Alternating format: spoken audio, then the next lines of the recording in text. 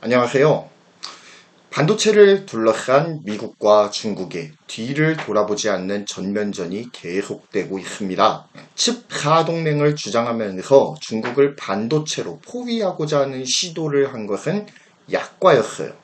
미국은 이제 7나노 이하의 반도체를 제조할 수 없도록 장비를 규제하는 것에서 더 나아가서 이제는 14나노 이하 반도체를 만드는 장비의 규제도 심각하게 고려 중입니다.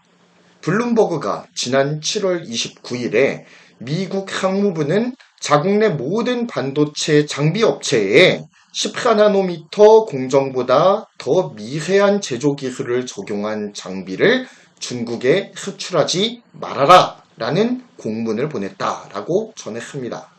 아직은 이것이 논의 단계에 그치고 있지만 만약 이것이 구체화돼서 실제 조치로 발동이 된다면 중국의 낸드 플래시 메모리 제조 공장에 들어가는 미국산 반도체 장비 출하가 금지될 것으로 보인다고 합니다. 중국의 메모리 반도체 사업은 중국 정부의 전폭적인 지지 아래에서 급성장을 거듭하고 있습니다. 물론 자금률이 형편없는 것은 사실이에요. 하지만 중국 반도체의 성장이 아예 좌절되었다라고 보기에는 수치가 너무나도 그 반대쪽을 향하고 있는 것이 또한 사실입니다. 특히 메모리 분야에서 기술의 집약이 필요한 D램 분야보다는 비교적 기술적 난이도가 높지 않은 낸드 플래시에서의 괄목할 만한 성장이 이어지고 있는 상황이에요. 얼마 전에는 중국의 대표적인 낸드 기업인 YMTC에서 192단 낸드 플래시 메모리를 연내 양산하겠다라고 하는 것을 목표로 삼고 있다라고 밝힌 바가 있습니다. 이미 192단에 대한 기술 개발은 완료가 되었고요. 고객사의 성능 테스트 또한 통과를 해서 양산이 코앞으로 다가왔다라고 하는 보도까지도 이어졌습니다. YMTC가 계속 고단 적층 낸드 플래시 경쟁에 뛰어들고 있는 상황이에요. 또한 괄목할 만한 성과까지도 내고 있는 면이 미국의 심기를 계속해서 자극하고 있는 것으로 보입니다. 미국이 이번에 규제를 검토하고 있는 14나노 이하의 반도체를 제조하는 첨단 장비 규제는 낸드 플래시 메모리 장비에 타겟을 두고 있는 것으로 알려져 있죠. 정확하게 지금 중국이 기술 발전을 거듭하고 있는 분야와 일치한다는 데에서 소름이 끼치지 않을 수가 없는데요. 사실 중국이 국내 반도체 자급을 외치면서 반도체 굴기를 열심히 진행 중에 있습니다. 중국 정부에서 정말 천문학적인 돈을 때려붓고 있어요. 그럼에도 불구하고 2022년 현재의 중국 내 반도체 자급률은 약 15% 정도입니다. 원래 목표는 22년도까지 40% 자급하겠다라고 밝힌 바가 있어요. 하지만 턱없이 부족한 수치이죠. 그만큼 중국의 반도체 제조 기술력은 아직 한국과 대만 등 주요 반도체 제조 강국들에 비해서 뒤처져 있는 것은 명확한 사실입니다. 하지만 우리가 우습게 여기는 것과는 달리 중국은 굉장히 빠른 속도로 우리나라와 대만을 추격해오고 있어요. 인정할 것은 인정을 해야 돼요. 최근 보도로 이런 보도가 나왔었죠. 중국 제1의 파운드리 기업인 SMIC가 7나노 미세 공정 개발 및 납품까지 성공했다라고 하는 보도가 최근 나온 바가 있습니다. 기술은 TSMC 7나노와 굉장히 유사하다고 해요. 그래서 TSMC로부터 기술이 유출되었다라고 하는 루머가 굉장히 많이 퍼졌죠. 거의 기정사실화되어 있는 것 같습니다. 또한 EUV 장비를 확보한 것으로 보이는데 중고 거래를 통해서 획득한 것으로 보여져요. 즉 미국이 아무리 잘 틀어막는다고 하더라도 중국이 우회적인 방법으로 첨단 반도체를 생산할 수 있는 장비들을 구해서 기술을 야금야금 집적시키고 있다라고 하는 정황이 곳곳에서 드러나고 있는 상황입니다. 다만 여기에서 SMIC의 7나노는 7나노 초창기 기술을 모방한 수준이에요. 그렇기 때문에 그 기술적 난이도가 비교적 낮은 것으로 알려져 있습니다. 그리고 삼성이나 TSMC가 초창기에 수율 확보에 굉장히 어려움을 겪었잖아요. 그런 만큼 SMIC가 양산과 납품에까지 성공을 했다고 하더라도 7나노 양산 수율을 충분히 높이기 위해서는 계속되는 고객사들의 유입이 필수적으로 필요하다는 거예요.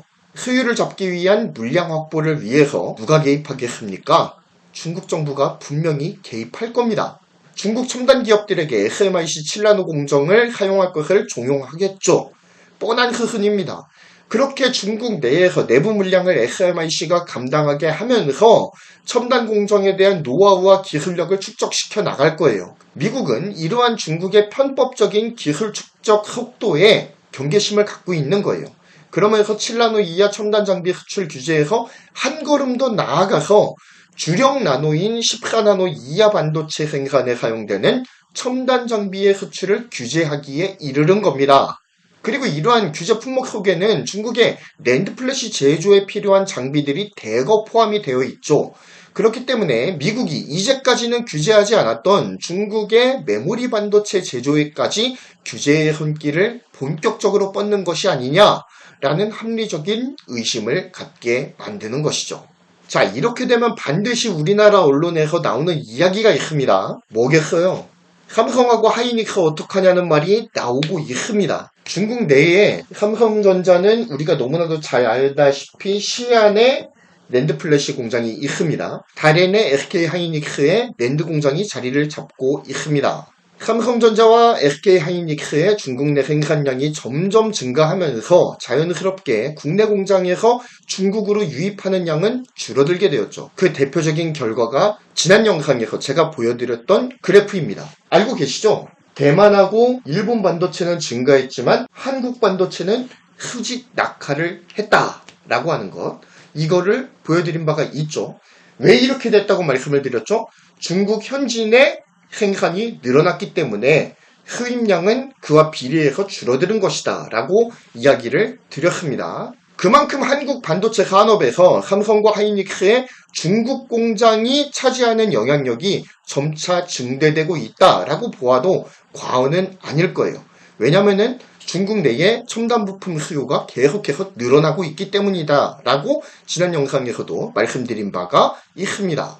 그런데 이번에 미국이 장비 규제를 실제로 발동하게 되면 삼성과 SK 하이닉스의 공장도 직간접적으로 영향을 받을 수밖에 없어요. 이거는 팩트입니다. 첨단 장비로 공정을 업데이트하지 못하면 중국 내 공장에서 생산하는 삼성과 하이닉스 반도체는 상대적으로 기술적 진보를 이루기가 어려워지겠죠. 그러면은 경쟁력이 하락하게 되겠죠. 그렇기 때문에 이것이 실제로 발동이 되면 삼성과 하이닉스도 어느 정도의 타격을 감수해야 하는 상황인 것입니다. 그래서 저는 오늘 영상의 주제를 이렇게 잡은 거예요. 삼성과 하이닉스, 대중국 리스크에서 탈출하려면 이걸 해야 된다. 그런데 이거는 제가 그냥 떠드는 말이지 전문가의 의견은 아닙니다. 감안하고 들으셔야 돼요. 리쇼어링을 꼭 했으면 좋겠어요. 차라리 이렇게 될 바에야 대만처럼 리쇼어링을 진행하는 것이 어떨까라는 생각을 해보는 겁니다. 대만은 레거시 공정을 흡수하는 공장들을 대부분 중국이라든지 일본 등 국외로 돌리고 있어요. 하지만 자국 내에서는 뭐랍니까? 알짜배기인 7나노 이하 첨단 공정 공장들을 깔고 있어요. 현재 중국 내에서 대만 반도체의 수입 점유율이 증가하고 있다고 아까 방금 말씀드렸지 않습니까? 그 이유가 무엇일까요? 중국이 첨단 공정을 소화해내지 못하기 때문에 어쩔 수 없이 대만으로부터 수입할 수밖에 없는 상황이 지금 벌어지고 있기 때문에 일어나는 현상이에요. 만약 미국이 중국에 대한 반도체 장비 규제를 더욱 강화한다면 분명히 중국 내에 존재하는 한국 반도체 공장들에도 분명한 타격이 있을 겁니다. 장기적 안목에서 보았을 때 중국 현지 공장은 현재 상태에서 서서히 도태시키면서 첨단 공정을 활용하는 고난도 메모리 공장들을 국내에 추가로 건설해서 메모리 경쟁력을 높이는 편이 훨씬 더 나은 선택이 아니냐는 거예요. 중국이요. 천성 절대 못 버립니다. 또 기술 탈취하고 인력 탈취하고 불법 보조금 뿌려대면서 똥을 막 싸지를 거예요. 그러면서 미국한테 계속 쳐맞겠죠. 그럼 계속해서 삼성과 하이닉스 중국 공장들도 타격이 누적될 수밖에 없습니다. 이렇게 피로도를 높이면서까지 중국 내 공장을 유지해야 되는가에 대한 물음표가 붙게 되는 것이죠. 물론 가장 큰 시장 맞습니다. 그리고 이제까지 투자된 비용이 너무나도 많기 때문에 아까운 거 사실이에요. 유지하고 싶겠죠. 웬만하면 철수하고 싶지 않겠죠.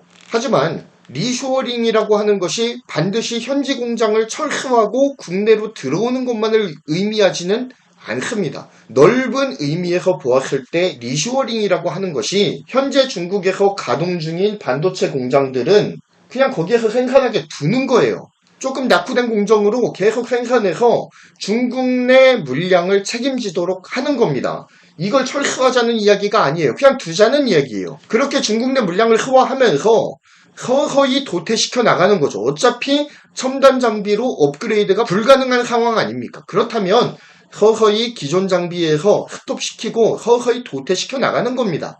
그리고 국내에 한국의 기술로만 만들 수 있는 진짜 고난도의 메모리 공장들을 대거 유치하자라는 거예요. 그래서 기술 초격차도 지키면서 중국 내 시장도 유지할 수 있는 방안들을 찾아야 한다라는 겁니다. 그리고 또 한 가지 지적해야 될 부분은 산업구조의 개선이에요. 물론 이거는 장기적인 안목에서 시행해야 될 부분입니다. 지금은 삼성과 하이닉스의 주력이 메모리 반도체 맞아요. 대부분의 수익이 메모리 반도체에서 나옵니다. 하지만 앞서 설명드렸듯이 중국 메모리 업체들의 약진이 계속되고 있어요. 이게 불안 요소입니다. 점점 한국의 물량을 대체하기 시작할 거예요. 지금은 15%이지만 내년에는 어떻게 될지 모르고 내후년에는 어떻게 될지 모르는 겁니다. 왜냐면 비메모리 반도체에 비해서 메모리 반도체는 대체할 수 있을 만한 여지들이 많거든요. 지난 영상에서 중국이라면 애국 마케팅을 통해서 시장을 한순간에 교란시킬 수 있는 충분한 개연성이 있다라고 어떤 분께서 댓글을 남겨주신 바가 있습니다. 어느 정도 중국 업체들의 기술력이 확보가 되었다라는 판단이 서면 중국 정부는 분명히 농간을 부릴 거예요. 그럼 현재 메모리 위주의 한국 반도체 위상이 점차 약화되겠죠. 매우 더디게라도 서서히 내리막길을 걸을 수밖에 없는 상황입니다. 언제까지 한국이 메모리 강국으로 남아있을 수 있을까요? 물론 여전히 한국은 메모리 반도체 최강자예요. 진짜 막말로 얘기해서 미국의 규제를 세게 쳐맞지 않는 이상은 앞으로도 꽤나 오랫동안 메모리 최강자의 지위를 잃지 않을 가능성이 매우 높습니다. 다만 중국 정부의 비양심적인 시장 교란 행위에 희생양이 되어선 안 되겠다라는 말씀을 드리는 거예요. 그러지 않기 위해선 방금 제가 말씀드렸던 이 기술의 리쇼어링 그리고 산업구조 개선이 반드시 필요하다라고 생각합니다. 리쇼어링을 통해서 미국의 중국 반도체 규제로부터 해방을 이루고 산업구조 개선을 통해서 메모리 위주의 사업구조에서 점차 다각화를 이루어야 된다라고 말씀을 드리고 싶어요. 메모리 무너지면 다 무너지는 이런 기형적인 산업구조를 어서 빨리 탈피해야 될 필요가 있다라는 겁니다. 그래서 골고루 건강한 반도체 산업구조를 재편하는 데에 성공을 해야 돼요. 이것이 가능하기 위해서 필요한 게 바로 정부의 지원이에요. 그저 표를 얻기 위한 5년짜리 근시안적인 접근이면 필패입니다. 그런 거 말고 앞으로 적어도 10년에서 15년 이상을 앞을 내다보는 해안이 필요하다라는 겁니다. 반도체가 안보 산업화가 되어가고 있습니다. 중국은 여전히 기술 훔치기 위해서 혈안이 되어 있어요. 그리고 미국은 중국의 반도체 사업을 규제하기 위해 항상 이 두 눈에 쌍심지를 켜고서 감시를 하고 있다라는 겁니다. 그리고 그 한 복판에 지금 삼성과 하이닉스가 들어가 있는 거예요. 이렇게 어려운 사업 환경 속에서 한국이라는 나라 그리고 그 대표적인 기업인 삼성과 하이닉스에게 필요한 것은 바로 미래를 내다보는 눈이라는 겁니다. 이러한 굵직한 산업의 흐름은 정부에서 정확하게 판단을 해서 적당한 지원책으로 기업을 적극적으로 도와야 돼요. 그래서 더 이상 중국이나 미국 때문에 흔들리지 않는 굳건한 진정한 반도체 왕국을 세우기를 기대하는 겁니다. 정부에서 적극적인 리쇼어링 지원책을 내고 중국 공장의 도태를 돕는다면 기업도 정부를 믿고 좀 더 과감하게 국내 투자를 늘리고 경영활동을 좀 더 적극적으로 이어갈 수 있지 않겠습니까? 물론 중국 공장의 도태가 곧 중국 시장의 철수를 의미한다라고 걱정하시는 분이 혹시 계실지도 모르겠습니다. 워낙 중국 시장이 크니까요. 하지만 아직까지 중국 반도체의 자금률은 15%입니다. 여전히 수입을 많이 하고 있고 앞으로도 당분간은 계속 쭉 그런 기조가 이어져야 되는 상황이에요. 그렇기 때문에 앞으로도 중국 반도체의 자금률은 매우 더디게 성장할 겁니다. 그리고 중국 공장을 도태시킨다는 의미가 거기에서 생산을 아예 멈춰버린다 이런 의미가 아니잖아요.